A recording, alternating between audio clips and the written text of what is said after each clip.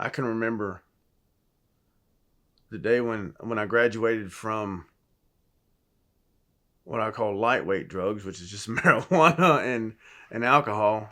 I can remember that. I had sat down on the front porch on Thanksgiving. Everybody got together. I had just turned 18 years old. Uh, my dad, like I said, my dad had been working a whole lot, and several irons in that fire. He was working on the roof. He was starting his own business. He had some pressure washing things going on the lake. Construction work, like building, framing houses. He was doing a little bit of everything, and he was always gone. And that struggled in our relationship is we weren't really close. We lived together, but we weren't really close. There was always something else going on or somewhere else to be. So I was still lonely in that aspect. I was always looking for a way to get closer to him. Uh, like I said, I was sitting on the front porch of my granddad's house, slipped away from the crowd. And we've got a big family, and we do big family Thanksgivings and big family Christmases. Uh, there's probably 25 cars in the driveway, and I slip out the door to go, let's go tune this head up a little bit. I just turned 18. I remember I had a big old blunt rolled up, and I was going to slip outside and go smoke it. And I looked, and I don't know, about 300 yards from the house is where our garage was. And I see my dad's truck there, and I hadn't seen him all day. It was Thanksgiving. And I seen another truck down there. I didn't really know whose it was, but I was like, let's go investigate this a little bit. Let's see what they're up to. So I fired my little blunt, and I take off walking.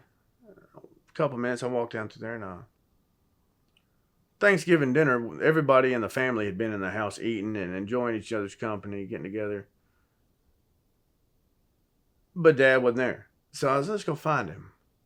I can remember knocking on the garage door, and I hear like tools and stuff rustling around and murmurs of, who is it? Who is it? Who is it? And I told him, it's me. Open the door.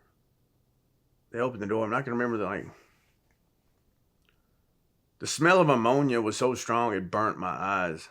And I just walked right in. And I can remember seeing pieces of aluminum foil, and the first thing that happens is, here, you want to smoke some of this? Just smoke this. You're here with us now. Yeah, don't smoke that weed right now. And yeah, that was my introduction to methamphetamine. From that point forward, man, there was no secrets between me and Dad no more. Everything was awesome, and that is, unbeknownst to me, that had been what the problem was growing between us in our family, was that he was using drugs and was keeping it hidden. And of course, that takes a lot of time, and it takes you away from your family. But that feeling of being left out was gone. And now my dad's with me. Yeah, okay, so this is all it was. And now the fact that that's what he's doing, so I want to hang with him, and he lets me hang with him if I do this. So I did whatever he did all the time. From that point forward, I never smoked weed again. Like I said, that was Thanksgiving. And by March of the following year, it was bad. I had stayed smoking meth 24/7, or trying to help people cook it or do whatever I could to continue that buzz. That's all that mattered. Me and him stayed together 24/7, 365. That caused trouble in his relationship with his girlfriend, and with he couldn't stay at the house most of the time because they'd argue and fight over this and that or not being there. And I was with him all the time. So that led me to running around with all his friends and doing things to doing whatever was necessary to keep that going, whether it be like stealing scrap metal from places to take to just to get a little money, or whatever it took to fuel that addiction. And by March of the next year, we had been up for days. I'd missed so much school. I would show up to school and I had been up for days. I'd show up to school. I'd lost probably 40 pounds, maybe 50 pounds. Teachers had started asking questions like, "What's wrong? Like, are you, what's going on with your life? Like, you're not like this." Like, I can remember getting pulled into the office again. Like I said, I straightened up my life for a while at school, and I'd quit doing things like that. And I can remember the assistant principal pulled me into the office, and he was like, "Hey, something's going on with you, and your teachers are worried about you." I had sores all on my arms from like drugs. And I can remember trying to make and fabricate alibis and excuses as to what I was doing. And I was on the welding team at school. I dug into agriculture real heavy. Like, that's something that I pursued a career in. That's where my education was. Even though I was doing drugs, I dug into the ag education a whole lot. I was welding a lot in school, and I used that to cover up the reason why I had sores all over my body. I was like, "Oh, okay, welding burns. That's what it is. Alibis." But I avoided conversations with the teachers like that, tried to think of a reason or whatever it was. They didn't believe any of it. That's not their first rodeo, but it was mine. And teachers kept asking questions, wanting to know. So I was like, "Well, if y'all keep talking about this to me, I'm just going to go ahead and leave." So I remember going to the office and I was 18. I signed myself out of LaRue County and decided I was out. And I dropped out of that school and I went to the next county because I lived on the line of the two counties. So I went to Hart County. New group of people, new place, new school. Yeah, that was the answer. Run again. Run again. Yeah, run again. So I signed back up to school the same day. I drove myself down there in a truck that Dad paid for. And I ran to Hart County. I hadn't been there long. I think I dropped out of LaRue County and moved to Hart County in December or January. And it was my senior year. It was my senior year. Like right in the middle of the year, I'm just like, I'm out. I'm gone. Went to Hart County. And by March, I had been sliding through with, nobody really knew me in the school. And I knew a couple people by March, but by March, I got arrested with my dad at a meth lab. At a meth lab. And I can remember that being real surprising to me. Like, how did this happen? I wasn't really aware at the time of like how much crap that, it was real surprising. Like, man, y'all really made a big deal about this. And I was like, it really was a big deal.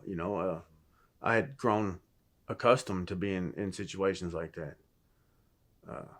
Going out of state to procure illicit substances was kind of something I did on my own, but that's what I was doing.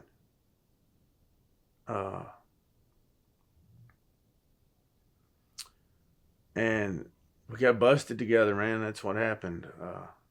That was a big red flag in my life. Something has definitely been wrong for a while, and I had been fighting tooth and nail to just keep that buzz and to keep that way of life going.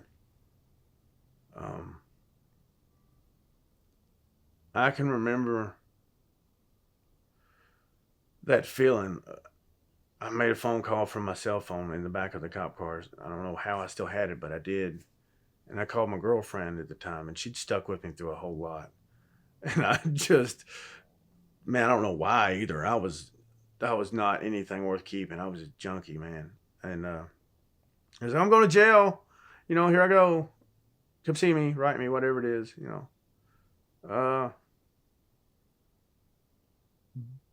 But I can remember just like being stoic about the whole thing. I wasn't freaked out about going to jail.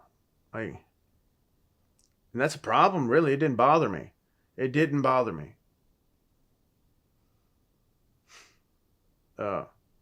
Until the first visit, which was really the next day. And they called me and my dad into the visitation cell where we're looking through the window, and I've seen like my whole family's there. They all showed up, and my stepmom and my mom, and they don't get along, but they showed up. And that's when the emotions hit me, because they were emotional, and it bounced. It freaked me out. They were so freaked out about it, and I can remember that. I just fell apart. I guess all the emotion that I'd had built up in me and all that, and then drying out in the drunk tank and all that came back, and I was like, man, why am I freaking?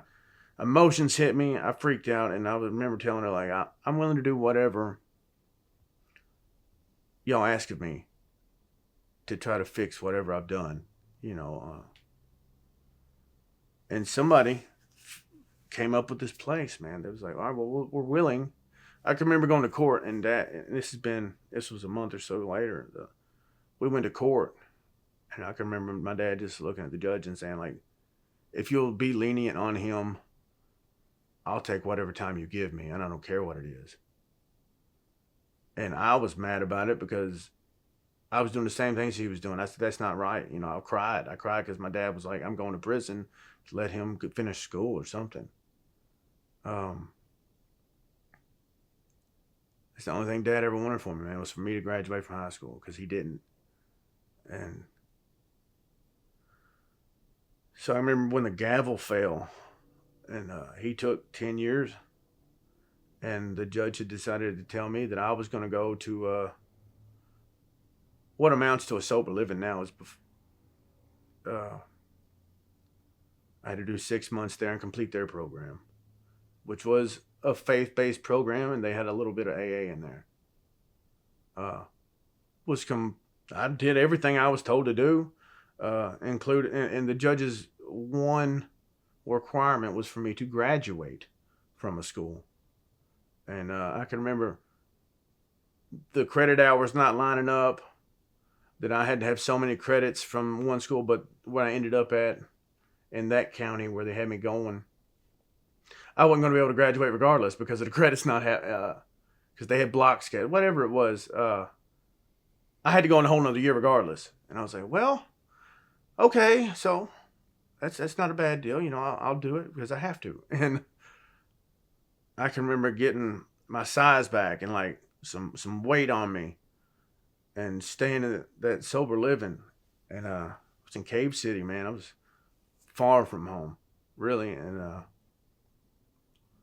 everybody blessed me the whole time I was there. My uncle gave me a car. They kept insurance on it the whole time I was gone. Made sure that I never went without food or gas, and everything I needed was just taken care of. Rent, everything was taken care of. Because insurance didn't cover the place. They had to pay out of pocket for it. And my whole family come together and made sure that they did. And my mom helped me so much through that, man. She worked a job cutting hair and just worked her fingers to the bone just to make sure that I had rent to pay for it. She paid every bit of it. And I never wanted nothing except for me to be normal again. I did their little program and their workbooks. And I went to church with them. That's what we did. It was ran by a church. Uh, I just went, checked the boxes, man. I did what was required, only what was required. I didn't do anything extra. I didn't do anything more than what was required by the judge. Uh, and I can remember the day I got the little certificate, and they're like, "Okay, well, you're done here now. That's all I need to know. I'm gone. Straight back to the farm, to the same people that had been paying for my stay there, that had been encouraging me to do so much better, and to the friends that I had left behind when I went to jail.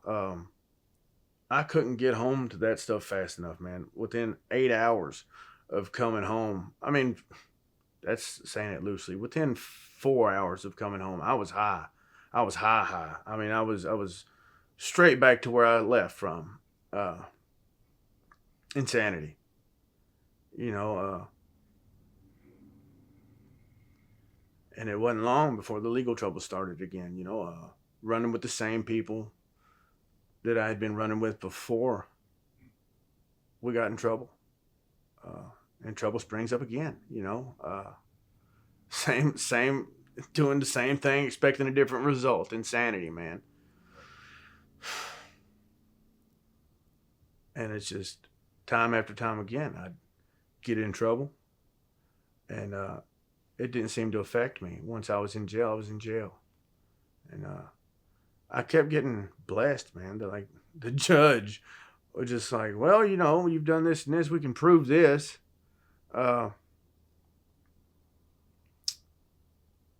Here's your sentence. Here's what you're gonna do: probation or rehab, or they just kept letting me go to rehab.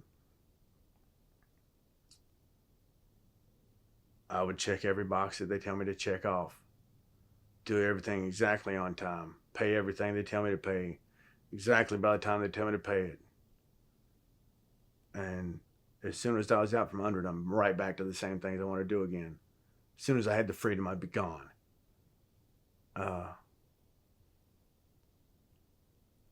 And that continued, man. That continued for years. Well on up into my... Let's rewind a little bit. It's I continued to get in trouble, man. And when I came home from that sober living in Cave City, I came home and got high and continued to get high and went back to school in LaRue County. Second senior year. Stayed sober for most of it. Dry, sober. Wasn't doing meetings. Didn't know what meetings was, really. Never worked a step with a sponsor. Never did anything. But willpower and knowing that I couldn't get away with anything kept me dry. My dad was in prison. He left me a vehicle to get back and forth to school with. I stayed with my granddad in Hart County. And I did that. I went back and forth to school. Family helped me constantly and made sure that I got to school and had money to get back and forth on. But I continued to run with the older crowd and the people that were cooking meth. and I did that for a long time until trouble hit again. And then it wasn't just one or two. They got so many people got in trouble at the same time. And I can remember when they dragged me into the drunk tank at that jail. I looked around, they had arrested a whole, they're like, "Oh, that's a syndicate." There was like 15 people packed in one room, and I knew every single one of them on a day-to-day basis. I said, "This sucks." And they got us all together for the same thing. And that was like 2012. Somewhere in all that madness, between getting in trouble with my dad and all that, I graduated from LaRue County. I did do that. I accomplished that. I graduated from LaRue County with 3 certificates from UK College of Agriculture and horticultural engineering and greenhouse design. I accomplished that while I was at LaRue County. the teacher that presented me with those certificates of complete those credit hours was it surprised me. I didn't know about it until I was walking across the line. She said, "Oh yeah, by the way, that was a moment of pride for me. I can remember my mom crying and freaking out because I'd actually accomplished something like that." Um,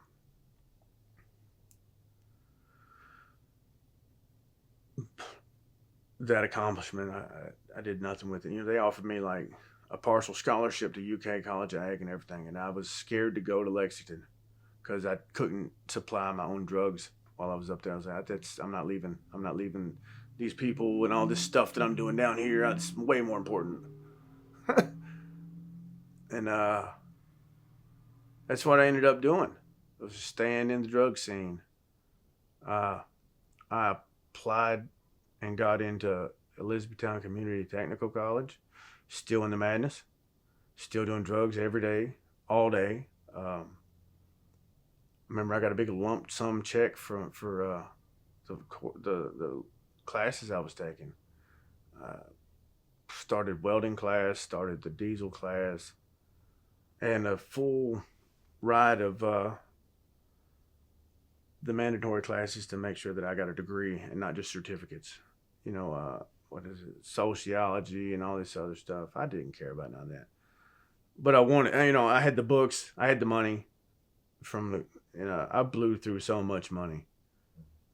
Didn't care. I bought the books, never went to school. Get arrested within like the same month as that was going on. And had to withdraw from all my classes. Never went back. After that happened, I got out and came back home. I never even attempted to go back to school. I didn't want to pay back the FAFSA money. It just struggle. So I decided, I've fought this long enough. I'm going to work. That's what I'm doing. So I go to the company that my dad had worked for years and was in real good standing with. And I applied, got hired on the spot. He said, "Oh, you're his son. Yeah, we'll hire you." Dad had taught me a whole lot about it growing up. That's one good thing about it is he taught me everything I know just about framing houses and doing work on the roofs. He taught me a whole lot. And so I show up to work with a bag full of tools that he left me and started working at the same company. He's still in prison. I'm still running wide open. And they send us out of town all the time. So my life from that point forward was go out of town with a duffel bag on my shoulder, stay gone for a week or two, and come back home. Wash my clothes, do it the same thing. So that allowed me, I was making really good money. And the money coming in and the lifestyle of being on the road all the time allowed me to do a whole lot real fast. Like, I could afford things I couldn't afford before. I didn't have to chase drugs the way I was chasing drugs. They were just always in my possession. I turned 21 in a strip club in Richmond, and that was a high point for my life. That's the way I lived, man. I lived in duffel bags, hotel rooms, and traveled with work constantly. I really enjoyed it. It kept me away from a lot of the drug friends that I had back home. But drugs definitely fueled my life. And that's what I cared most about. I would work hard to pay for the drugs I needed. And I can remember always being real prideful about, like, at least I don't steal for it,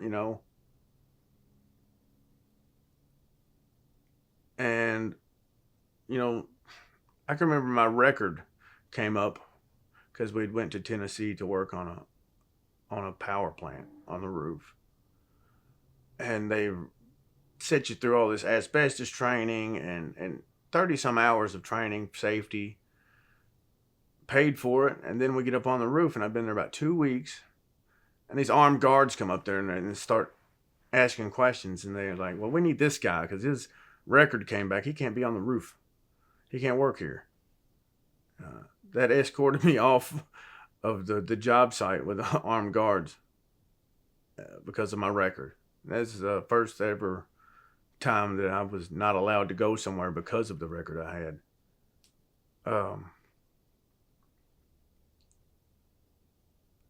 And that was wild for me. I just couldn't wrap my head around the fact that it's because of the things I did that opportunities and money that I could be making weren't an option. And that I remember that bothered me a whole lot, and I let it eat at me, man, and it bothered me. And when I came home, I really just quit going to that job altogether, man. I didn't ever go back to that company for a couple years. I just disappeared, and I went out in the madness, couch surfing or running from place to place, wherever all the people and friends I was hanging with was at. We all traveled in packs, man, living like vagrants, vagabond drifters. Right. And I got so bad. I was losing weight and skinny, and like I said, I can remember my mom asking questions like, "Where are you today? Are you okay? Are you eating?" Like asking the questions that family members, mom will ask, and yeah, I've eaten. I'd tell her some story or whatever, and I was like, "Oh yeah, by the way, can you send me some money?" She's always good for it, man. I remember I could sleep for a couple days and I could clean myself up real good, and I'd go see her, and she'd always bless me. Didn't ever ask no questions about what I was doing. She didn't want to know. And that pattern of just moving around a lot and doing drugs all the time, that led my life, man. That led me to being locked up. Let's see, I actually got out on my own once. Had my own. Me and a friend of mine was roommates, and we were living in Nelson County. We got our own house, paying the bills. I don't know, bare minimalistic lifestyle. I think the only thing we had in the fridge was like eggs and some protein powder. Wasn't really a nice place, nice area, but the only bill we paid was the electric. Internet. The highlight of my life was when I had an Xbox. That was our lifestyle. We didn't really do much. I was selling drugs, and selling drugs led me straight back to jail again. And so I get arrested for that possession in a strange part of town, in a strange county, far from home. I was gone, and I remember there was a blizzard, and I just decided to drive a little bitty 2-wheel drive truck out and get in the ditch, and like I was amazed that I got arrested. Like, how did that happen? I wasn't thinking that one through. But through all of this, there's always this want and need to feel accepted or to fill that hole in me that was always lonely, man.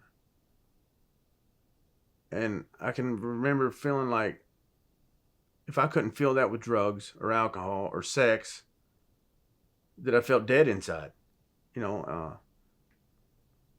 So I took a deferral on that because that was the first time that I'd ever been like sentenced to a felony. So I took a deferral on it. I let them I let them give me the deferral, and what was it? I had to do CAPS, Kentucky Alternative Program Sentencing. I didn't know it at the time. That means like you call in every day. You're going to take a drug test today. So call in, find out if you're going to pee today or not. And that was new. Forced me to stay sober. Could not get around it. To pay for all that and the lawyer that I had to get that deferral, I had to go to work, and I went to work in Louisville at another company. Still living in Magnolia. Granddad's house. But I went to a little buy here, pay here. Bought a little car. First time I'd ever bought a car for myself. I was sober. Uh, Insurance, cars in my name. Um, Working in Louisville, driving back and forth every day. I remember I had to get up at like 4 a.m. to get to work on time, and drive from here to the shop in Louisville, and then from there to wherever else they wanted us to go. So it was working 14 hours a day minimal. That's like 2 hours home, 2 hours back to work, working at least 10 hours, usually 12. I had no life outside of work. And I stayed dry through all that. Never went to a single meeting, never went to any kind of support groups other than here's this cup pee in it. And I did that for 3 years. Well, 2.5. 2.5 years, man. I did real good at it. Learned a whole lot about roofing and industrial work. I learned some skills that I use to this day. And I grew up a lot in that couple years, man. Like I said, it wasn't required of me to go to meetings. It wasn't required of me to seek support groups, so I didn't. I stayed on the grind 24/7. But the thing about me is I'm always going to try to find a way to feel better. And working, made a lot of money. I paid my lawyer's fees. I paid off all the fines I had. Stayed going to that CAPS office 2 or 3 times a week sometimes. I jumped through every hoop that I had to jump through. Paid the car off. And had paid all the lawyers off. I had paid $17,000 to the lawyers. It was insane. Couple $1,000 car. My favorite thing to do back then was like audio in the cars. Man, we did some competitions like that, but I was starting to get an idea of who I was and who I wanted to be. And I found synthetic marijuana. Came across that, and that became something of a luxury for a little while. I could afford it, and I was in Louisville all the time. It was in Louisville, so I could just pick it up and carry, keep it with me. And being an alcoholic, I like to feel good, and I'm irritable, restless, and discontent at all times, So I found a new escape. That was my new thing, and I used it like a crutch at all times. And at some point, that synthetic quit being a luxury, and it was a necessity. I was sick when I didn't have it. I was sick when I did have it, but I couldn't stop. And I can remember like passing out and waking up covered in puke. Like, how did I do this? And there was some real embarrassing moments in my life where I would be completely obliterated by that, and be in a real situation where I didn't need to be, and I just couldn't find a way to make myself stop. I didn't want to stop. I enjoyed it. And I blew a lot of money, and a lot of people lost a lot of respect for me, especially at work. I'd be at work just trying to walk around smoking that synthetic, and I was a horrible worker. I was a horrible worker, man. And I had been doing real good up to the point that I started using that. And people just looked at me like, man, do you think he's ever just going to like stop? But I didn't. I couldn't. And I wasn't dry anymore with that. I wasn't Mr. Hey, that guy's sober. He's on paper. People had avoided me with those conversations about drugs until that. And then when it got out in the air that I was using that stuff all the time, it just opens the door for people to be like, well, do you want to try some of this? I hadn't had any meth for a long time. But I can remember being at work and I see a guy had a white halo around his nose, and I was like, hey, what's up with that? Been a while, and I was still on the caps, but I tried a little. It wasn't really much more than a conversation. Hey, can I use some of that? Like I need some. Get me in here. And I did, and it was back off to the races again. To heck with that synthetic stuff. Whatever I'd been using to satisfy my cravings and urges or to keep me in a state of mind. It was methamphetamine again, my old friend. Started doing that. Still trying to. I can remember having to go to CAPS and try to juggle meth addiction at the same time. So I'm having to call in every morning by 9 a.m. to see if I can go piss. And knowing that I can't use drugs, hard drug like meth, but I would call in and I would just be dry and like fiending out, wanting it, using synthetic to get me to that point. And then when I would have to take a drug test, I knew as soon as I took that drug test, I had anywhere between 5 to 11 days that I might not have to pee, but I might. You never know. But I was rolling the dice. I was playing Russian roulette. I was cool with it. So I would take a urinalysis, pass it with the synthetic in my system, and I knew I was good. So as soon as I'd leave the CAPS office, I would go buy an 8-ball and off to the races. I was using a lot, and I juggled that for about 3 months. I played that same little system of if I take a test today, I can use for 3 days and then I'll stop. One more attempt at controlled using, one more failure.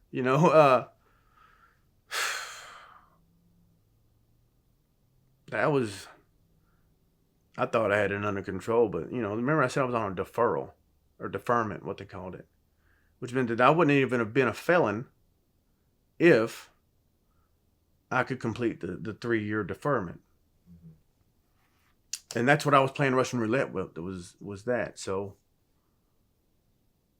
I can remember they called me in on a Monday. I used for a Tuesday, Wednesday, Thursday, Friday, Saturday. And I quit on a Sunday for some reason. Still had some. And I called in on a Monday again. Yeah, it's my time to go. I'm just like, oh no, pit of the stomach feeling like I'm hit. I am hit. I don't know what to do. And I had tried packing a bottle with me because I knew the woman at the place couldn't watch me. And I walk in and there's her and there's a dude there. I'm like, oh, that's just my luck, dude. I juggled ideas of how I could get in there. I don't know. I just went in there and failed it. And I peed. I melted that cup, dude. I was just like, yeah, you got me. Ta-da. What do I do now? You tell him right away? Oh, yeah. She's like, you're dirty. I'm like, yeah, I know. You got me. I've been trying. I feel like that was the first time I just confessed everything I had right there. I was just like, look, I've been doing this for 6 months. I've been pretty, I got away with it. And then she said, well, I got to assign you a court date. And I've been going to see that same woman for 2.5 years, and never messed up. I'd never slipped up from that synthetic mix. So on a 3-year deferment, you were 2.5 years. Oh, yeah. I've got a real pattern of making it. 6 months left. Yeah. Yeah, I was right at the end of it. Son of God. Yeah, right at the end of it. So what happened? Long story short, I ended up having to go back to jail and do the state year that they gave me. And take the felony for good. It's mine now. I can hold it. $17,000 worth of lawyers that I paid for, it's gone. That was just, I should have burned it. Great lawyer. Well worth the money if I could have just stayed sober. So that state year that I was avoiding the whole time by paying off the lawyers and going through all this alternative sentence and going to do all that every week, I ended up having to go do it anyway. And So they let me out. I do my state year, and then they right at the end of the state year they let me out on parole, which is nothing. A state year's barely 7 months, and 2 months to the serve out of that they sent me home with parole. I didn't even make it home from jail on parole. I never went to see my parole officer. I never called them. They called me a couple of times. About 6 months later, I was gone. All I had to do to be off parole for that was show up twice. Show up to the office twice, and I'd have been off parole. Instead of doing that, I ran for 11 months, 9 or 11 months, something like that. Got in with another group of people and run around for a while chasing drugs, man. Chasing empty relationships. Used and abused women. Not physically, but like just playing women and chasing sex 24/7. That sex and meth ran my life. If it could make me feel good right now, give it to me. I really got bad on the needle at that point. That's what happened. I started using meth intravenously in between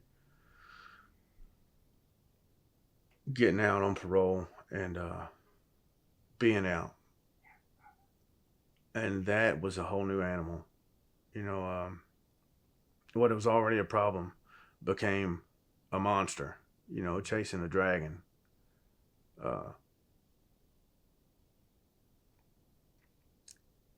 And I was lost, man. I was living in darkness.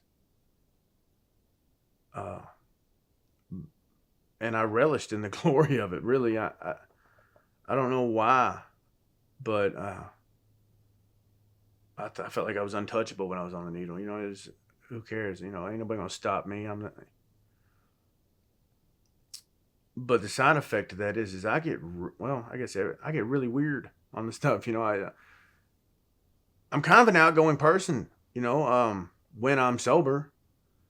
And the flip side of that is as soon as I put a needle in my arm, I'm introverted.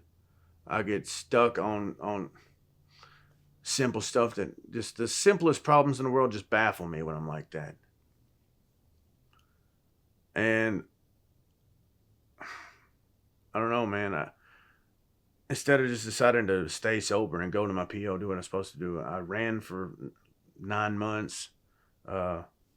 Got in a relationship with a young woman that I fell madly for, but we were both using and doing drugs, and we ended up couch surfing or living with my grandfather, or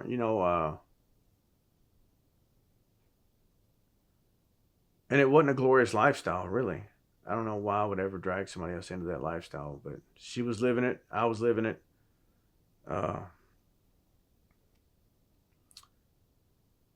But really, the only thing I cared for was the meth. Truly, that's the only thing I cared for.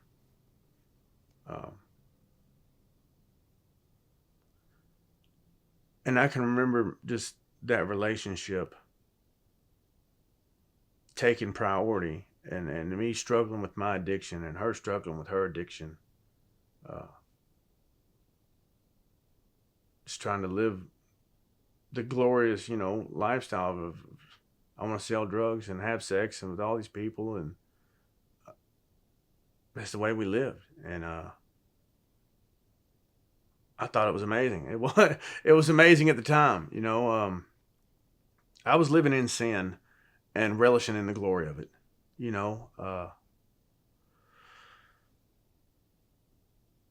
then I realized at some point that she was gone already, and I was just scrabbling to hold on to that relationship.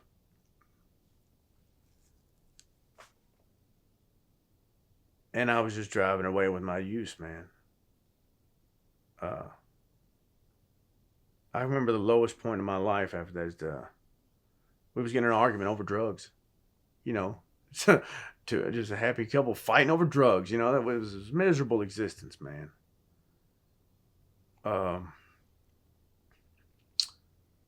Like I said, I've been living on the run, hiding from my parole officer. which means that I'm not in the right state of mind, paranoid all the time. I'm running from sounds that aren't there. I'm hearing gravel pop outside the windows. I'm losing it. I'm losing my grip on reality. Uh, and I run from that. Hiding in abandoned barns, hiding in people's basements. If I come to your house, I'm shutting all the windows and blinds and I'm not here. Don't tell nobody. Don't answer the door. That's a horrible way to live. So I'd live my life fueled for drugs, fighting for drugs, ruined relationships. And when she left, it destroyed me for real. I know, nervous breakdown. It was a real codependent relationship based a lot on drugs. And that led me to running around a lot, man. And when she was gone, it was pretty much my whole world fell apart. What was already a problem became even more of a problem. And I just ran around with a whole lot of people, and I went from place to place, just drifting and staying on the run still from the law. And I can remember on the 2nd of July, I decided to borrow a friend's motorcycle. So, you know what? I'm going to see if I can't win this girl back. Show up on this iron stallion, I accumulated a amount of drugs through various means. I don't know. I had a bag full of drugs, had a motorcycle. She couldn't say no. Who could say no to that? That's really what it was. I was, that's I put on this whole image and put my boots on, and I said, "This is what I'm going to do today. I'm going to take off, and I'm going to win her back from wherever she's at with this motorcycle that I've borrowed and a bag full of drugs." That sounded like a viable thing for me. That really did. And it's 4th of July weekend, man. I've had a outstanding warrant for the better part of a year, living in and out of the woods and people's houses. Police are actively looking for me. And I remember I'm going to make the trip to wherever she said she was at. That's what I was going to do. I was dead set on it. So I drive right through the middle of town on a motorcycle that has no license plate, no brake lights, no turn signals. And it's a classic. It's not a fast motorcycle. So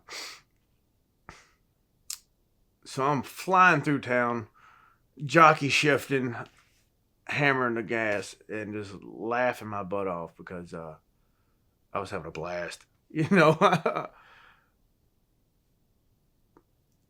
I make it through town, and I can remember the one mirror that the bike had looked like it was Christmas in that mirror. There was just blue lights bouncing off of it. I was like, wow, here it is.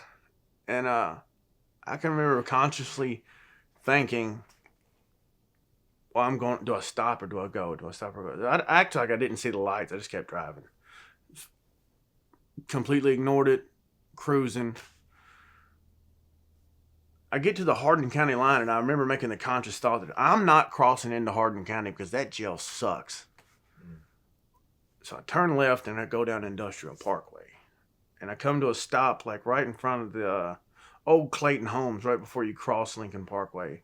And I stop, and I gear down to first, and I've got the clutch in. And I can hear the police officers saying over the loudspeaker, "Shut it off, get off the bike." And I was like, "I can't hear you, man."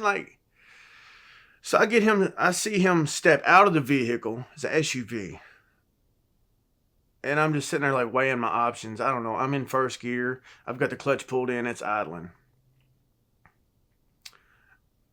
And I see him swing his belly around the door. And I can remember just getting this little sense of joy. And he takes about 8 steps towards me. He's about halfway in between the motorcycle and the vehicle. And I had this little thought of like, yeah, I'm doing this. And I dumped the clutch and floor it. Across 4 lanes of oncoming traffic, 4th of July weekend, there's cars going both directions constantly. I just shoot the gap straight across 4 lanes of traffic to the emergency lane and start this high-speed pursuit. I can remember getting dragged into the county jail after that. You know, they'd found all kinds of stuff on me.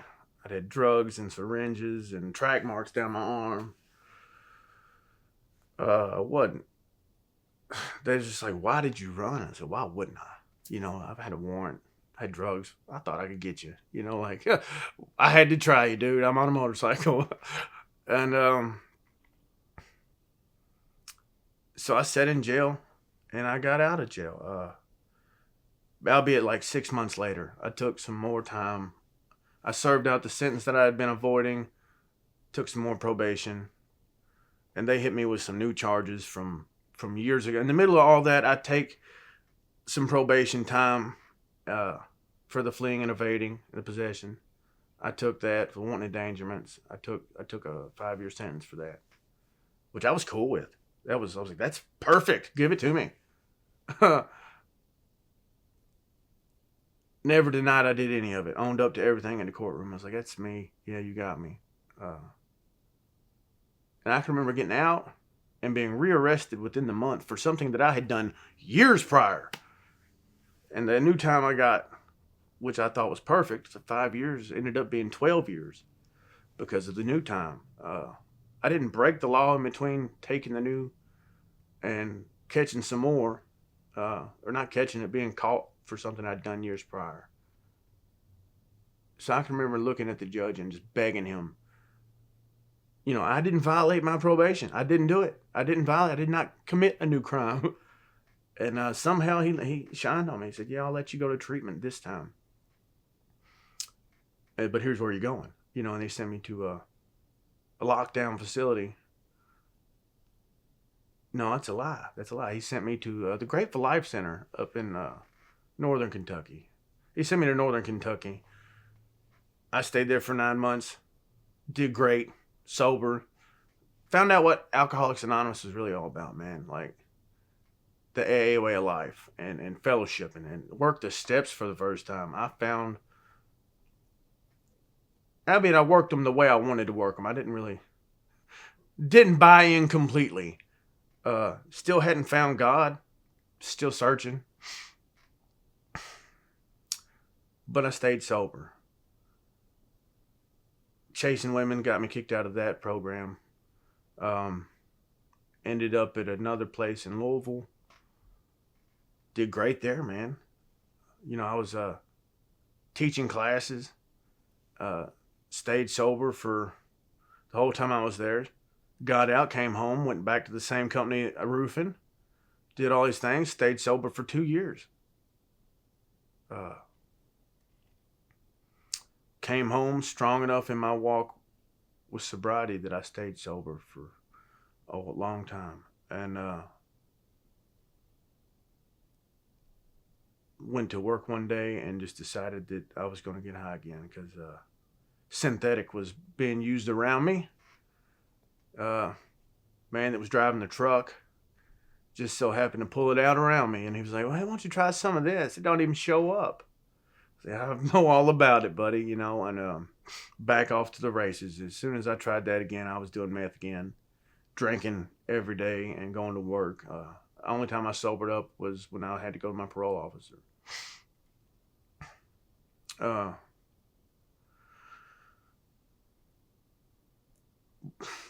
Corona hit. Pandemic. All the meetings that were available were online, and anything other than that was really hard to get to an AA meeting, man. And the way of life that I had grown accustomed to, having support groups that you could go talk to people and call people. And I didn't have a sponsor actively. And I'd never found God. But I chased sobriety fleetingly for a little while. Signed myself up to go to a place for 28 days and come home. Stayed sober for about 10 months after that. Completely dry, you know.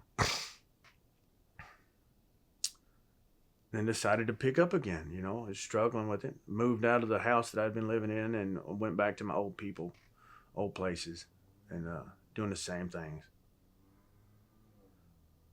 That persisted for the better part of a year. You know, I lost the job once I started using actively. All the time in that I had, I lost a good thing. I had been driving the company truck,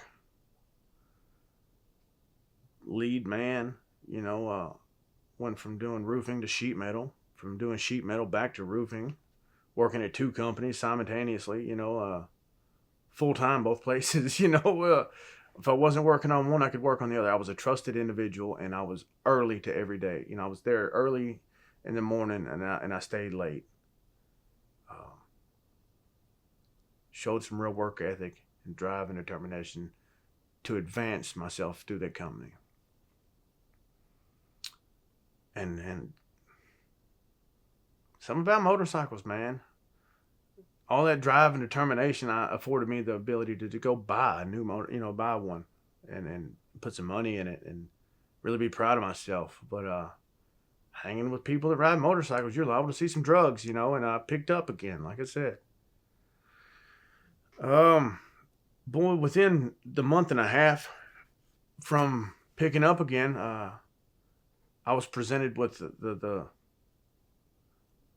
an opportunity to straighten my life up and take this last paycheck and go do whatever you're doing.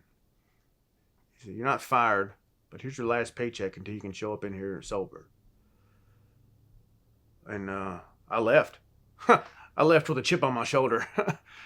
And how could you ask me to stay sober and work?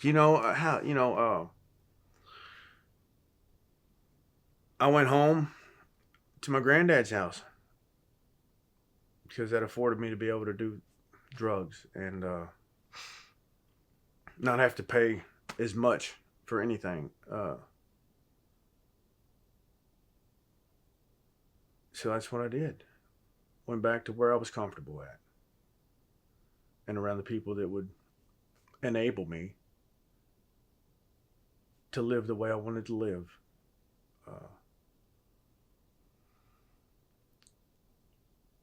I made it through the winter. That was November. I left and I made it through the winter and up to about March. I struggling with some health issues. I'd been running around with friends. I'd lost my truck, sold my motorcycle, went through the money from that. Was struggling with mental problems, depression, anxiety, loneliness, despair. I'd just given up on a lot of things.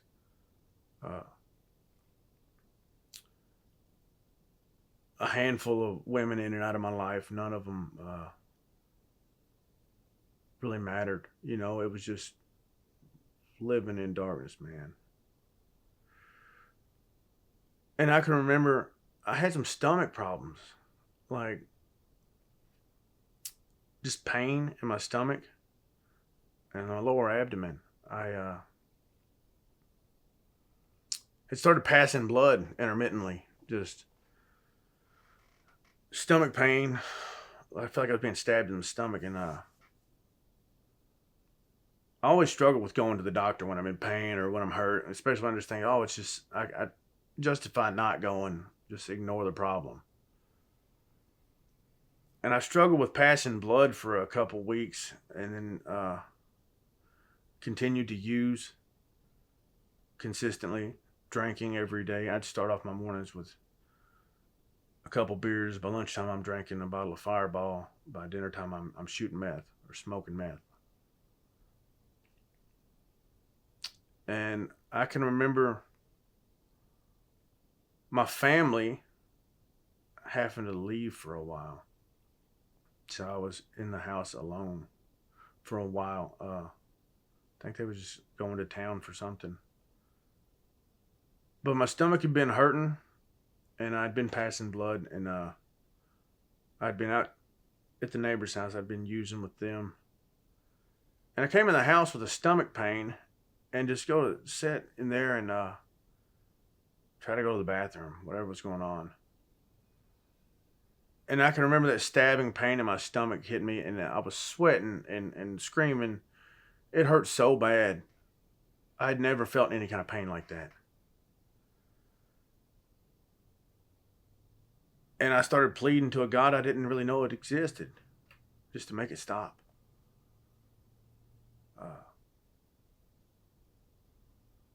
The pain, man, was so bad, intense. I can remember sweating and shaking and just trying to figure out what was actually wrong with me. Um, and I can remember screaming out to God, not just God, but screaming out with desperation. If there's anything that could make this stop, that's the only thing that could make this stop. That's all I could think was earnestness, real dire need, and not like that's all I screamed out for was Jesus. Particularly, I screamed out for Jesus,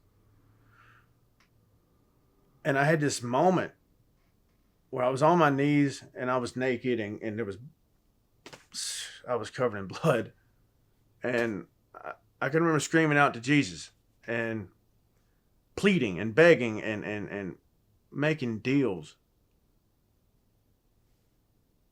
I just screamed out to God, and I heard this weird sound. Like I said, the family was gone. There was nobody else in the house. But I can remember hearing this noise. It sounded like gravel popping or an egg cracking. And it sounded like rushing water. And I hit my knees, and I couldn't quantify what was really going on. And I had been bargaining with God that whole time. And the pain in my stomach subsided. Like it went away. Or it got to a manageable level. And I got up off my knees and it was just like wiping the sweat off my face. And I got to the phone and I was like, hey, hey, Grandma, can y'all get me to the hospital? Like, I got to go to the hospital. I had a moment of clarity in that madness of being high on drugs and all that pain. I asked for help from her. And she said, I'll be there in a minute. We'll go take you to the hospital. So get to the hospital and they set me in there, and I've still got this pain. It's not as intense as it was, but they give me some medicine to kind of ease the pain, Demerol or whatever it was. And they signed me up for a CAT scan, MRIs, all this stuff. And when they do a CAT scan of my chest and my abdomen, it comes back, and I can remember being in there. I was high on Demerol at that point. 6 or 7 pain shots later, I was feeling myself. And I can remember looking at me and it was just like, of course, my grandma was sitting there holding my hand the whole time. I'm a big baby at 31 years old,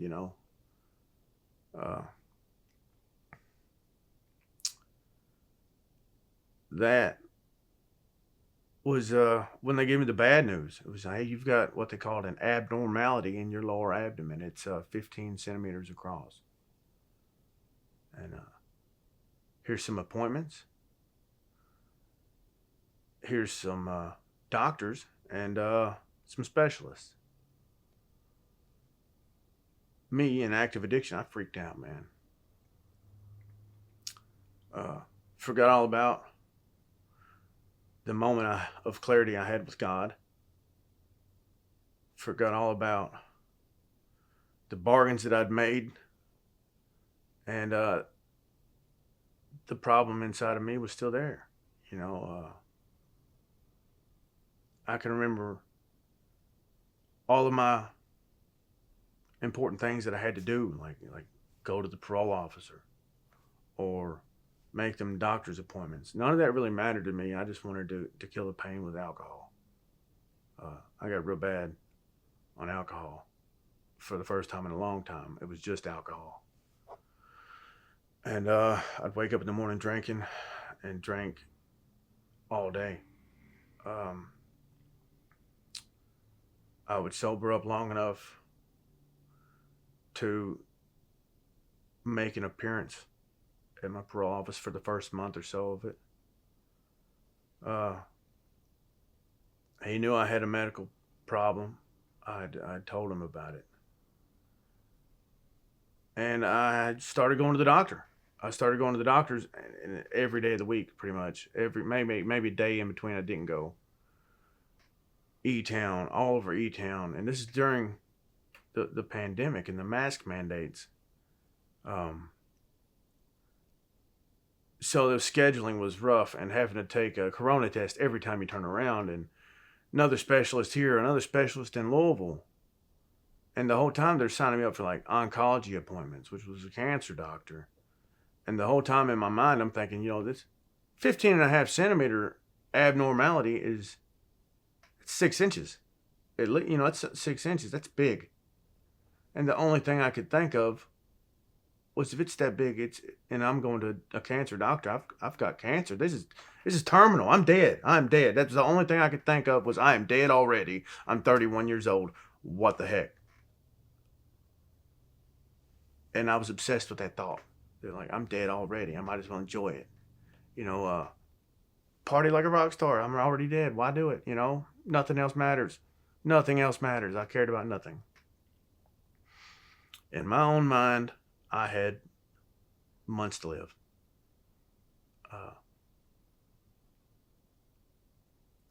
Didn't leave the house for 3 months, man. I sat there, and they say an alcoholic in his cups is an unlovely creature. And I stayed that way. I put a lot of stress and struggle on my family because of my depression and anxiety. Dealt with that stage of diagnosis where they didn't know what it was, or they wouldn't tell me, or they didn't really have an idea. I went through a couple biopsies. And my family was there for every bit of it. And I was in my cup for every bit of it. Using meth when I could find it or afford it. Pain pills when I could get them. I wasn't working anymore. I'd ran through all the money I'd had. I had sold everything I owned that was of any value: motorcycle, vehicle. I didn't have anything else to get rid of. I had nowhere else to go. And the family that supported me and cared for me, they obviously knew I was going through it because of the looming diagnosis and all the pain that I was in emotionally because of the way I was convinced that I was dead already. And that's rough being around people like that. And they never let me do without throughout all of it. Arguing and trying to tell the parole officer that I was I didn't have a vehicle or driver's license at the time, and he said, "You gonna show up to?" I'd missed so many I'd missed every week. He'd call me, say, "Are you gonna show up today?" Don't think I am, dude. I've got other stuff to do. I was delusional, thinking that I would just tell him that, and but that's what I did. I told him, I'm not coming in today. I've got a doctor's appointment. And he said, well, bring me a slip and tell me that's where you're at today, and I will understand. And the next week it was the same thing. And honestly, I really did have a lot of appointments, and I really did have a lot of specialists to go to, but I could have went several times, but I was high or drunk. And all that come to a head. Like I can remember on the 28th of August, it'd been months since I'd seen my parole officer. I just hadn't gone. It'd been over 3 months. I'd talk to him once a week when I just refused the phone call or tell him I'm not coming. I never left the house. And I stayed there long enough that I had alienated myself from everybody, man. I cut myself off from everybody but my immediate family. And the August the 28th is my birthday. And I can remember sitting in the garage on my birthday, 31st birthday. And Thinking, this is it. This is the end of my life. I've already got cancer. I'm dying. And I had been dealing with this psychosis of this is like every time I would use meth, I had this meth-induced psychosis where I would hear stuff that wasn't there and start, I don't know, chasing the shadow people, and it was bad, man. And I couldn't stop, and I wouldn't reach out for help. I was just stuck in it. And I can remember sitting in the garage just contemplating suicide and thinking about, like, man, this is it. My life's over. I might as well just go. And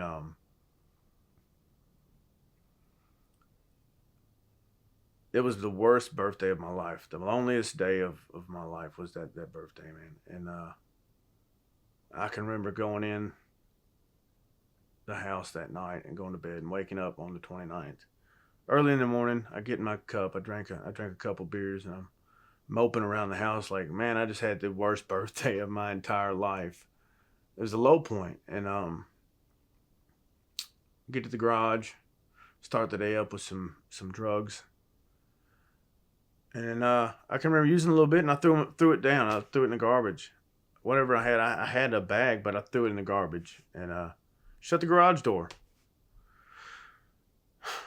And I turned around because I heard gravel popping behind me, and the police was there. I was like, wow, look at that. Hi, guys. And so I got arrested, of course, for absconding on my original charges, which was from years before. But, I'd been skipping out on the parole officer.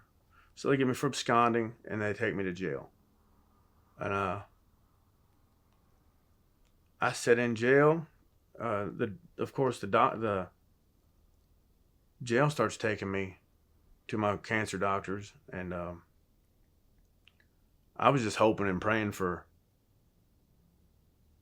them to just let me out again because of the cancer or whatever it was. And they took me to a couple of specialist appointments. It was real far off, and they was like, well, we're going to help you get through with it. And what happened was I sat there a couple months, and I actually found a sponsor. When I got to jail and I dried out, I started going to their in-house AA meetings in Hart County. And I got to the trustee cell where we had a little freedom. And a guy in our cell with us had been in there for 5 years in that same cell. He was very active in AA in the facility, and he was sleeping beside me anyway, and I got him to sponsor me for the first time throughout this trip of sobriety. And we go to meetings and we work the steps together. And it was so beneficial for the first time actually dedicating to doing the steps like someone else tells me to do them and not like I want to do them. I had a lot of resentment towards God. I had a lot of resentment towards myself, and a lot of self-hate, for letting my life play out the way it had at that point. I had like I said, a lot of resentment towards God. And I was still questioning my faith. I was still angry. But the benefits that I got from working the steps with the guy that I lived with and couldn't leave the room, I couldn't lie to him. Anytime that I was on the phone trying to talk to my family about something, and if I showed a single character defect when I was doing so, he would just call me on it on the spot. Couldn't run from it. Couldn't run from the accountability. Couldn't run from nothing. I couldn't lie to him about it because he was right there within earshot of every word I said on the phone, every letter I sent out. He proofread it. And, man, he talked my ear off so many times. And I can remember him just being like, hey, you think you're going to get away with something in here, huh? You think you're going to fake it this time? You're going to fake it? And I was like, I gave up.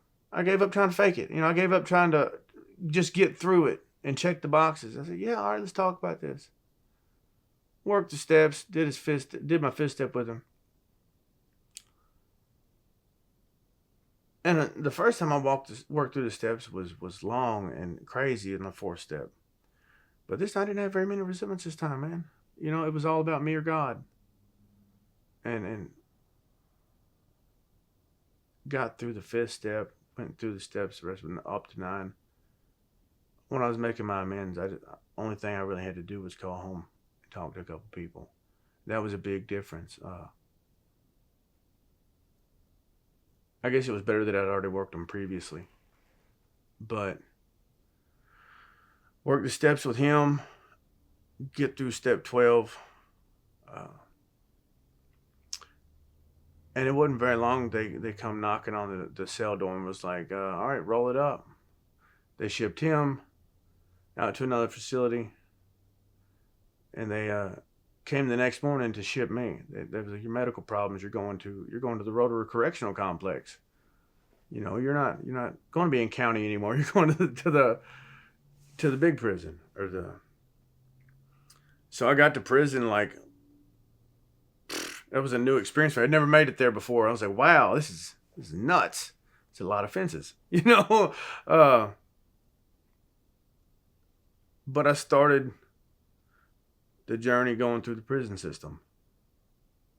For some reason, when I got to prison system, to the big complex, I started going to. They didn't have a whole lot of books to read. They're a paperless facility. You can get books in the library, but on the tablets they give you, there's a lot of religious books, and I dug in to a lot of the Library of Congress, and just started researching stuff and looking into theology.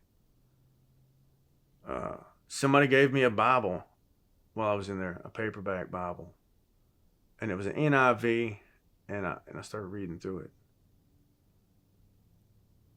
Didn't pick it up every day, didn't dedicate to it, but I read through it a couple of times. Just not read through the first half of the book of John.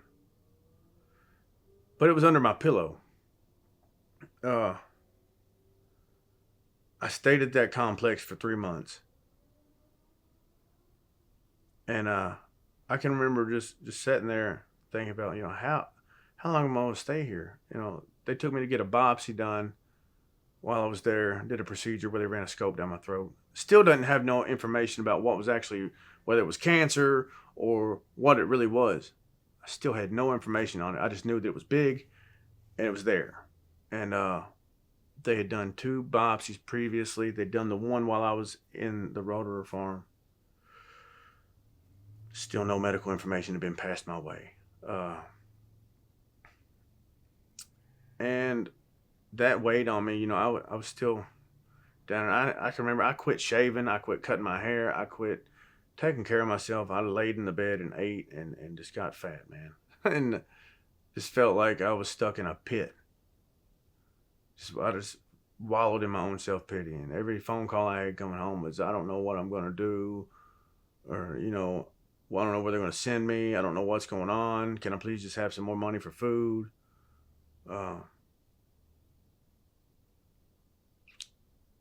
And then I got up one morning and I was like, you know what, I'm going to go ahead and sign up for SAP. That's what I'm going to do. So they called me down to the CTE, or what, the caseworker at the Rotary. And he asked me, he says, oh, you want to sign up to, I remember I put in the electronic thing, let me sign up for SAP. They called me down and said, you want to sign up for SAP? I said, yeah. Just get me out of here. You know, he said, all right, well, he checked my level. My level was real low, which means I'm community custody. You know, I could go to a low security facility. And he said, well, how about you go to Louisville? I said, that works. It works for me, man. So they sent me from LaGrange within the next 24 hours, they sent me from LaGrange to Louisville, to the West End. I go to CTS Russell. Like I said, I've been to CTS Russell before. It's a DOC facility. You know, there's razor wire around it. And that was where I was at. I'd been in prison or county for 6 months. I get to CTS January the 25th.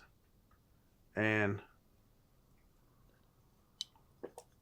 I can remember coming in the door with my prison browns on and my laundry sack full of food and clothes that they issued me. And I'm at CTS Russell, but I'd been there previously and I did real good there. And I was kind of happy about being there. The first time I've been there, that place was strictly AA 24/7.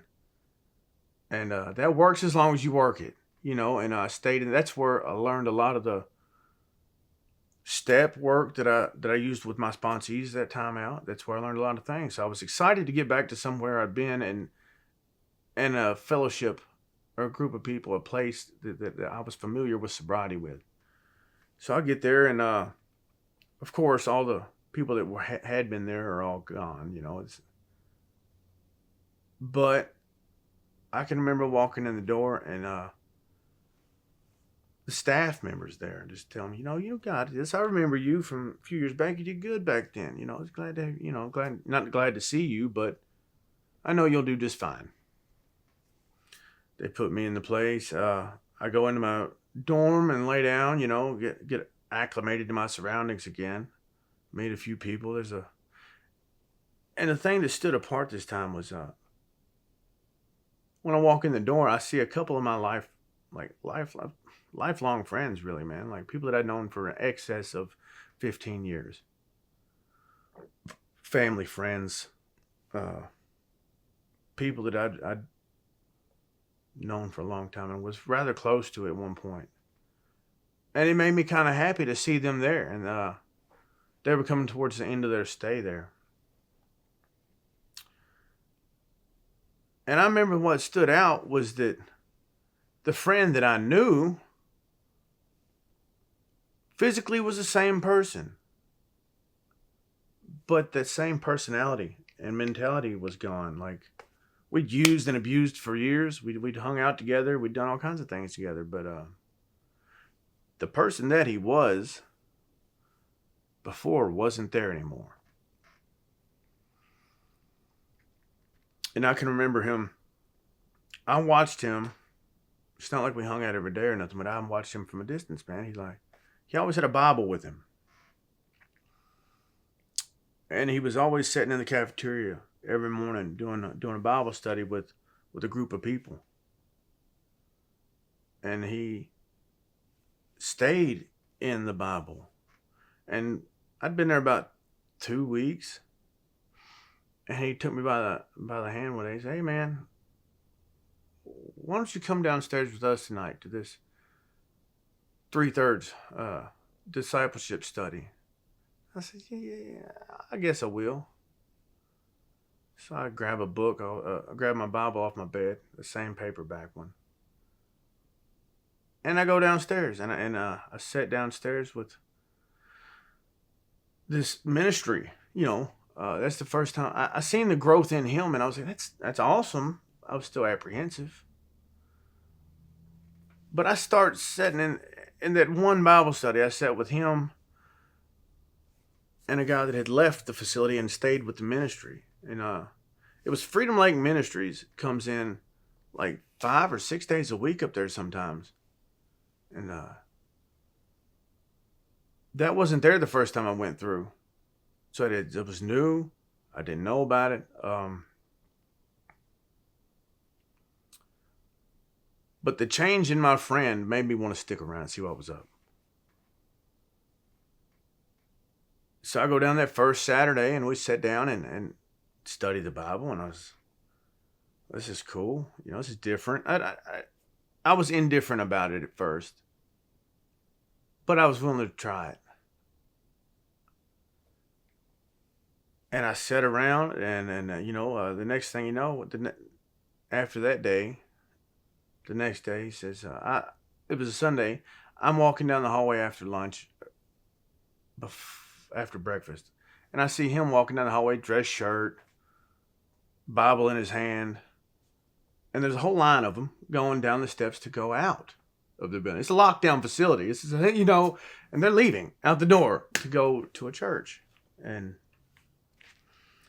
I was like, well, that must be nice. This is the first thing I thought, is that must be nice. They get to leave. And I never thought much about it. But when he come back, we started studying, and like he would ask me to come with him to sit down at the table at the cafeteria just to read the Bible together, or to study it with a group, and he just encouraged me. He said, "Well, the thing about that ministry, Freedom Lake Ministries, is they've got a dorm room there that's dedicated to discipleship, and they use the studies they've got to help bring men into discipleship, And I was like, man, they live a lot better than I do out here, and I just strive to want to be in that situation and around people that were chasing that relationship with God. So I started going to every study I could go to, just every day, and studying on my own. And every time I'd pass a dry erase board, I'd put some little Bible thing on there that I'd been reading, and really just putting in the effort to know more about Scripture so that I could get in with them and just kind of hang out. When somebody is that driven and dedicated as they were, it forced me to get in and learn some stuff, just to be able to conversate about it, and so I continued to study and pray. That was the big thing for me, was hitting my knees and starting to pray every day, and just get it out. In AA they always say, let go and let God, and we're learning to let go of what was bothering me and let God handle it. And with Freedom Lake, with their guidance, I really learned how to let go of things with prayer. I didn't have no more anxiety, and learning to pray and truly wait for results, because prayer, what they taught us, man, was teaching to pray and pray for others, teaching to give our testimonies and talk about God, not just our sobriety, but to talk about God. And that's something that a lot of people struggle with. They don't want to talk about God. That's taboo. And not only that, but how to be a man and to deal with emotions constructively. And then, so dedicating to that got me into the dorm room, where I get to see and participate in the church leadership. And that's a big thing. It was learning more about the gospel and learning more about my relationship with God and what Christ done, and how the early church started, how they modeled Christ in their relationships and in their life, how they assisted others to do so. They step back, they'd watch them do it, and then they'd go somewhere else and do it again. They'd launch off and start another church. And we modeled that with what we were doing in that building. We started to study by ourselves so that we could know more, and then dedicate to learning another training. And there was training after training. We learned how to do specific meditations and prayers, and how to use those in our life to help others. And continue to do so. Growing and learning in my walk with God, man. I led 3 men to Christ while I was incarcerated, praying and doing studies with them and helping them to make the decision, doing what I could to glorify God in that building for His benefit, because that's what I needed to do. It's because that's what I had to do, man. And being able to take someone to a church outside of that building, and baptize somebody while I'm still an inmate. I'm a state inmate standing in front of a bunch of people at a real big church, and Christ is using me to reach somebody else. That was so amazing, just to realize that after all the stuff that I had done in my life, and all the people that I'd hurt in my life, and all the bad things that I'd done, and all the drugs and all the women and all the sin. Flat out, all the sin and all all of that, man. Once I gave it all to God and gave up chasing things that weren't good for me, or chasing anything but God, I had a lot of help being locked up, man. The benefits of me being locked up were I got to sit down and learn about something I'd never learned about before. I'd always chased other religions or ideas. But when I gave up and started reading scripture and dedicating my life to knowing more about Christ and what he done for me, what he done for everybody, and talking to others about God, people listened. People wanted in on it. All that loneliness that I had growing up and through my whole life, all that emptiness, it was gone. Everything that I had ever wanted was fulfilled by God. Emotionally, spiritually. I didn't want for nothing materialistically because, it was all provided in that place. It was a real safe place to learn how to get to know God and to try to guide others to do the same things that I was learning to do. They call it it's like, and being there firsthand, seeing that light turn on in people's eyes when they go from being like they don't know to that light turn. It's like lighting a candle, man. As soon as that light comes on and they understand that it was God that they needed and what God could do for them, that feeling surpassed every feeling that I've ever had using drugs. And I didn't know, up to that point, I had never known a relationship with God like that. But it was awful funny that I screamed out to God like that in that bathroom. And I made some bargains because, I bargained for everything I could ever want. I'll do whatever you want me to do. Just let me live. When I was screaming on that bathroom floor, I was bargaining with God. And as soon as I got out of the hospital, I went back to living the way I wanted to live. I forgot all about that bargain I made. A couple months later, he sets me on a path to get me to somewhere where I could find God. I had to go to prison. I had to go to that halfway house. And it was God that put me in those places. It was his will for my life. It was his plan for my life that mattered, not mine. I would have never chose to go to prison. I would have never chose to go to that halfway house. And I would have never chose to sit down and study with my friend. God had other plans for me. And looking back now, hindsight's 2020. He put me in those places and through the things that I went through so that I could see the bigger picture when it's all over and done with. The time that I was there at that facility, I stayed in the church dorm for a year. For almost a year, and went through the trainings almost 4 whole times. Went through every training they had 4 times at church every Sunday. Outside the facility, we got to experience a lot of great things. Started learning how to do things within the ministry and being trained to do ministry work. It really made me think about my life choices up to that point in my life. And the things that I'd done to survive and to stay the way that... I understand now that it was all an experience that I had to go through.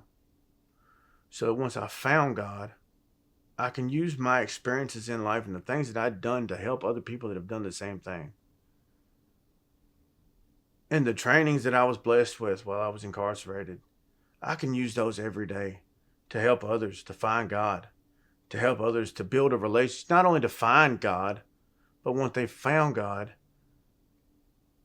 to do exactly what I've done, is to build that relationship with him, to make conscious contact with God on a daily basis. Like knowing at the core of my being that I'm reaching out to someone who is real and I do know is there, and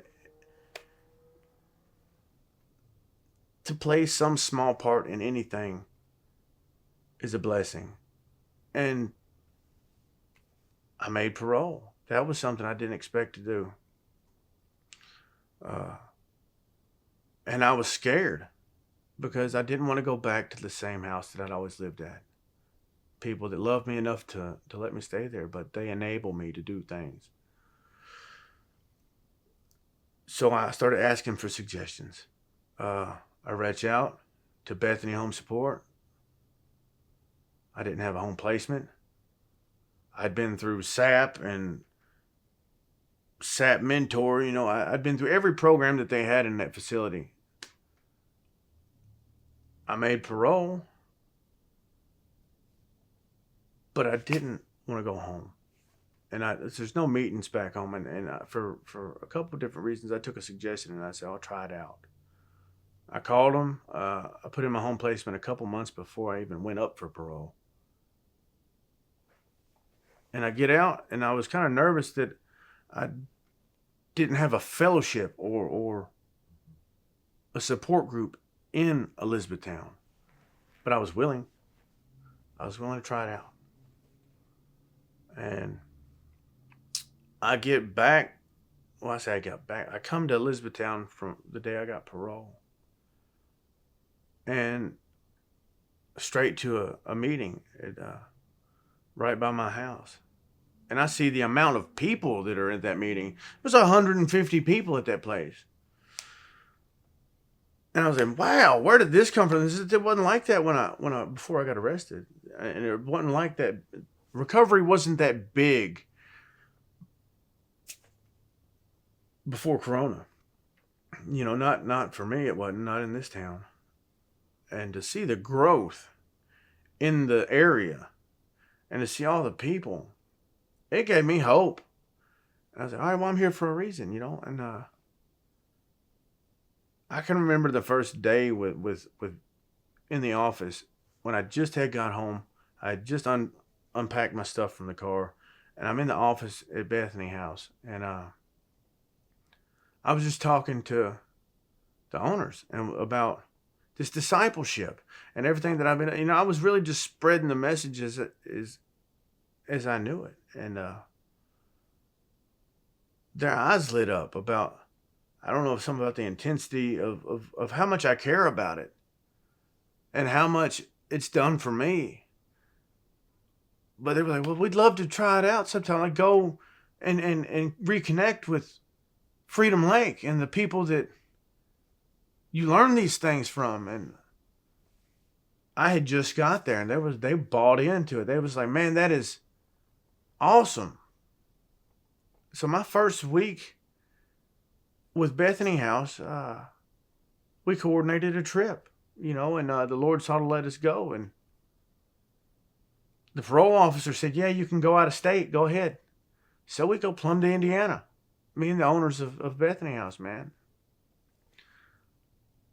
And reconnect with Freedom Lake Ministries in Indiana at their property, at the retreat. And go through a Bible study with the owners of Bethany. And I facilitated it. We got to sit there and go through a 3/3 discipleship study like we did in the facility and break bread and have a great day at this beautiful property. And from that point on, man, it was awesome. And when they seen how it worked out, they were like, we'd like to start this in our program, man. So, well, I can help with that, And it was just awesome to see God working in my life to help others. And for him to open up doors before I'd even knocked on them. Within 2 weeks of coming home on parole, we set up a 3/3 discipleship group at Bethany Home Support. And the tools that I'd learned in the ministry while in prison, I was now using to minister to others. The first week, it was like 8 people. By the next week, it was 14. The next week, it was 17. It was getting bigger, man. And it was all God. Every bit of it was God. I would have never thought that a junkie from Hart County could do anything but do drugs. And now I'm a child of God with knowledge of the word and scripture, and is willing not only to walk people through recovery, but to lead them to Christ, and to be able to baptize people. God's using me in ways that I could never even think possible a couple years ago, man. And he's opened up doors for me that I could never even imagine. And all I had to do was follow instructions. Clearing up the wreckage of my past with Alcoholics Anonymous. I got rid of the pain of my past. But the steps use God, man. How do you get rid of those resentments and character defects? And how do you get rid of your shortcomings? You got to pray to God. And effective prayer, man. Then today I'm blessed, somebody trusts me with their sobriety. Hey, they saw me speak at a meeting and they're like, will you sponsor me, man? That's a blessing, man. And I applied for a job the other day. I've been here almost 2 months. And just some connections I've made in the recovery scene here. Somebody says, you need to go to this place and get a job so that you can work in recovery. I don't have a degree. I don't have a degree in anything but agriculture. And they said, no, you've got it, man. You need to come here and work here. And I'm like, well, that's cool. That's cool. I'll do it. I'll take a suggestion. So people are asking me to come work places. That's awesome. I never thought nobody... Why would they ask me to go there, And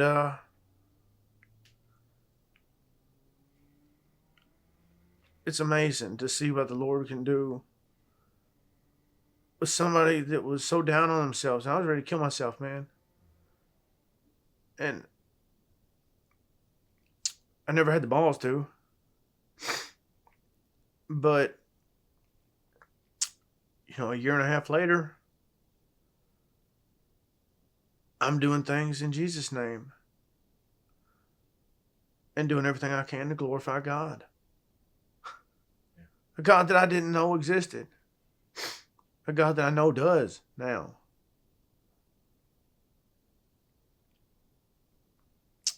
And I'm grateful and thankful that he sent me to prison. I'm grateful that he sent me to that particular halfway house. I'm so thankful for Tony and Kim Cash and Freedom Lake Ministries. I'm so thankful for Bethany Home Support and Ken and Jen and Jason. And all the people that have helped me to get to where I'm at. I can never express enough gratitude because I don't have anything other than to be willing to do God's will. That's all I've got going for me, man, is that I'm willing to do it. He lays the work out in front of me, I will do it, and I won't complain or grumble, man. I was getting ready to ask what's different this time, but I think you've completely answered it. Yeah. What's completely different is God, man. I'm one of those weird religious people now. You know what I mean? When I'm in my cups back in the day, I'd have never thought that I'd fit in a church, let alone be in church leadership. Be voted in to church leadership. That was something that blew my mind.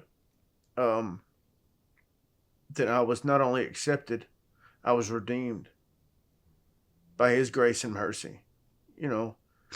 Grace is getting something you don't deserve. And mercy is not getting something you've earned. I've earned a life sentence in my life. I didn't get it because it was God. Any alcoholic or addict that is spent any amount of time in the drug game is sidestepped a whole lot of trouble just by luck or God. And God saw fit to use me for something good. And I can't say I've earned it. I don't deserve it. But in his grace and mercy, he uses me to help others, man. And I'm not saying I'm perfect by no means, and I've got so many flaws. But I'm willing to work on them, and I'm willing to continue to do what I'm doing.